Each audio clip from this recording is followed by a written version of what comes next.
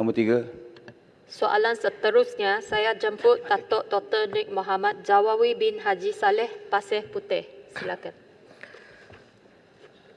Assalamualaikum dan salam sejahtera, Puan Yang di-Pertua.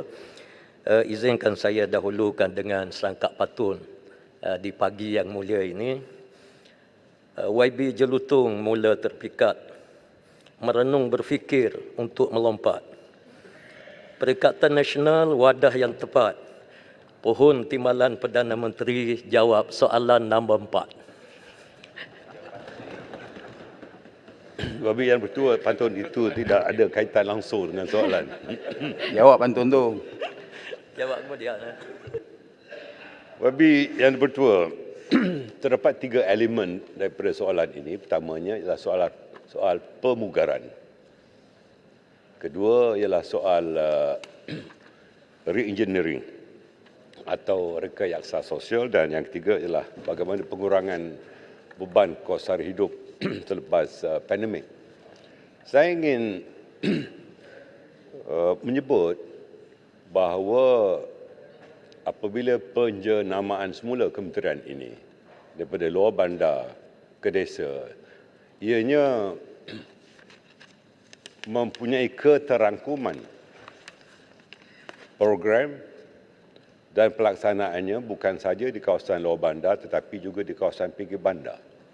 Dan pada waktu yang sama juga bukan sekadar TVET tetapi pelbagai program untuk pembugaran ini dilakukan secara holistik, di mana kita telah melakukan pembengkelan dengan memperincikan apakah dia quick wins, pencapaian segera yang boleh kita lakukan.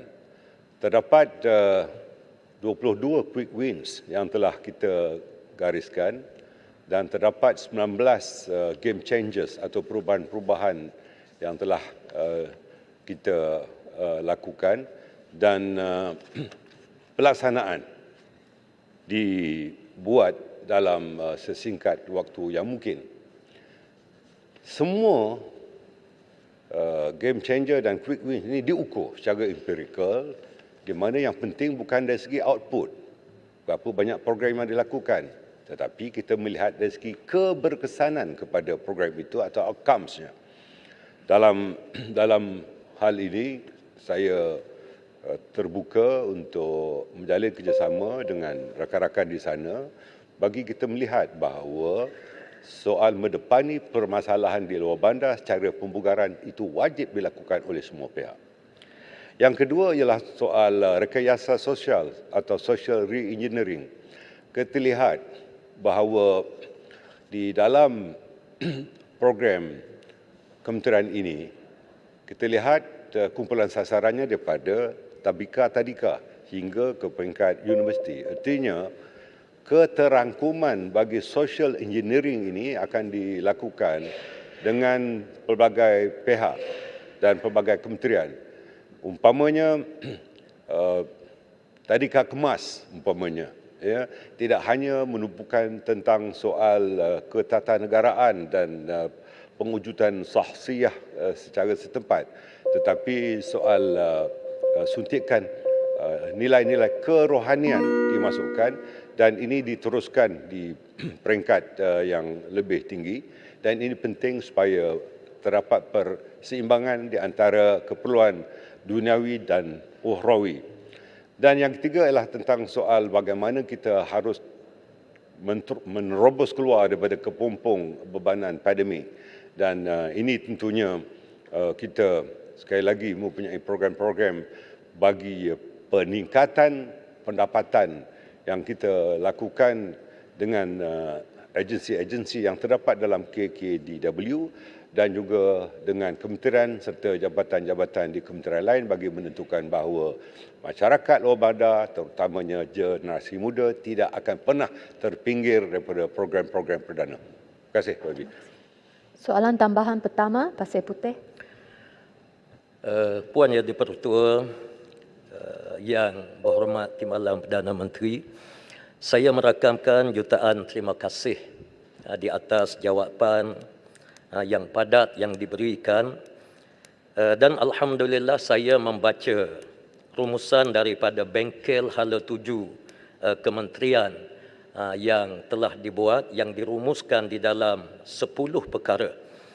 Cuma di sini saya ingin bertanya kepada Timbalan Perdana Menteri sejauh mana komitmen kerajaan yang baru ditubuhkan ini untuk bekerjasama dengan kerajaan-kerajaan negeri yang diperintah oleh Perikatan Nasional seperti Kelantan, Terengganu, Kedah, Perlis berkenaan dengan pembangunan kepada golongan yang bersasar ini, terutamanya B40 yang berada di kawasan pendalaman, dalam aspek memajukan negeri ini supaya peluang pekerjaan kepada mereka ini terbentuk. Sebagai contoh, hubungan KKDW dengan Motex. Sebagai contoh, di Kelantan ini banyak potensi untuk dikembangkan sektor pelancongan yang tentunya akan memulangkan income yang besar kepada negara. Dan dia dapat menyelesaikan sebahagian besar daripada 10 agenda bengkel hala tuju kementerian yang telah dilaksanakan. Saya difahamkan kemarin dulu dan saya mengucapkan syabas dan tahniah di atas rangka yang telah dibuat. Cuma saya ingin tahu sejauh mana jaminan yang diberikan untuk negeri-negeri yang disebut sebagai pembangkang, tapi dalam konteks negeri dia adalah kerajaan. Dia adalah kerajaan. Saya kira kekanda saya Timbalan Perdana Menteri dia lain, dia punya minda dan segala-galanya. Sekian, terima kasih. Wabi yang betul, saya tidak perlu sebarang pengipasan dilakukan oleh ahli yang berhormat. Namun hakikatnya bulan lepas kita telah mengadakan pertemuan dengan menteri-menteri negeri dan Esko Luar Bandar dalam Max Club. Saya telah mengambil keputusan supaya semua negeri-negeri yang dikuasai oleh parti-parti yang bukan membentuk kerajaan di peringkat pusat ini untuk turut libatkan. Dan ini terbukti dari keberadaan mereka di dalam mesyuarat yang telah diadakan. Keduanya, kekerapan Max Club ini bukan hanya mesyuarat setahun sekali. Dan kita telah memutuskan bahawa tahun ini saja kita akan adakan 3 kali. Ya, 3 kali mesyuarat. Ya. Ini bagi memperlihatkan komitmen kita kepada semua kerajaan negeri, ya, tanpa mengira warna-warna politik yang berbeza. Dan yang ketiganya, kita lihat bahawa soal infrastruktur di luar bandar, soal facilities atau kemudahan luar bandar, soal pendidikan, soal pembangunan insan, kita tidak ada kompromi. Dari segi kerjasama dengan kerajaan negeri yang bagaimana pembentuknya, ya. Begitu juga kerjasama wilayah, ya. 16.5% daripada keperuntukan KKW kita berikan kepada wilayah Sabah. Manakala 14.5% kita serahkan kepada kerajaan ataupun wilayah Sarawak. Ini memperlihatkan komitmen yang amat berhormat Perdana Menteri bagi menentukan kesenjangan dari segi pelaksanaan. Dan yang keduanya, kita lihat bahawa Yang Amat Berhormat Perdana Menteri telah memutuskan bahawa mana-mana projek yang bernilai 50 juta ke bawah, ia ini diserahkan pelaksanaannya kepada kerajaan-kerajaan negeri. Jadi di dalam hal ini agensi kerajaan negeri diberikan empowerment untuk melakukan projek-projek ini, kerana hanya mereka yang berada di setempat itu yang mengetahui apakah keutamaan kepada keperluan itu. Dalam soal ini, kerjasama dengan Motek umpamanya dalam industri pelancongan, khususnya untuk inapan desa ataupun homestay, ada TVET yang menyediakan kursus ini, dan insya-Allah kalau Yang Berhormat mahu di kawasan yang berhormat yang tentunya memerlukan tenaga kerja begini, kita akan laksanakan. Tetapi cuma kita tidak ada kursus untuk penjualan barang-barang kemas, itu saja. Itu mungkin boleh kita fikirkan bersama. Terima kasih banyak. Surat akan menyusul. Soalan tambahan. Saya Sibu, jemput Yang Berhormat Sibu. Terima kasih Tuan Yang Dipertua. Sekarang kita memang tengok satu fenomena iaitu kebanyakan belia di kawasan desa luar bandar berhijrah ke bandar. Dan untuk mengurangkan kesesakan di kawasan bandar, dan sekarang kita tengok banyak traffic jam di Bandaraya KL. Untuk social re-engineering, saya rasa kita harus ada dasar untuk mengarak belia kita berhijrah balik ke kampung. Dan kementerian mesti ada satu usaha untuk membantu mereka boleh perancangan ekonomi untuk mereka, untuk menambah ekonomi mereka juga boleh di kawasan pedalaman. Dan untuk ini saya rasa kerajaan juga mesti ada insentif pengarakan untuk mereka balik ke kampung seperti kemas besi percuma. Dan juga tarif elektrik atau tarif pegalang air mungkin lebih murah berbanding dari bandar, dan mengalahkan digitalisasikan pertanian di dalam kawasan pedalaman supaya mereka boleh menjana pendapatan yang lebih baik berbanding di bandar. Jadi apakah pendapatan dari kementerian? Kementerian tidak ada pendapatan, tapi kementerian berpendapat bahawa saranan-saranan itu merupakan antara saranan yang cukup bijaksana.